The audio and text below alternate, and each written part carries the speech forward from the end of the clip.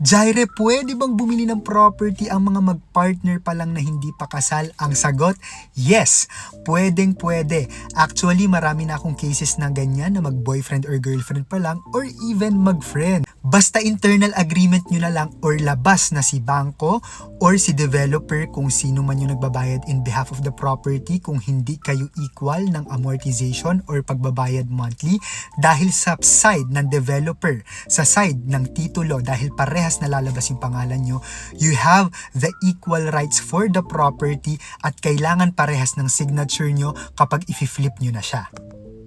Pero dahil usong-uso yung hiwalayan ngayon, kung ako tatanungin nyo, meron ba akong mga naging kliyente na hindi nagkatuluyan? Yes, meron po. Dahil hindi naman talaga maiiwasan yon. Well, ang gagawin na lang, for example, no, gusto talagang ituloy nung isa, magkakaroon ng redocumentation para ipatanggal sa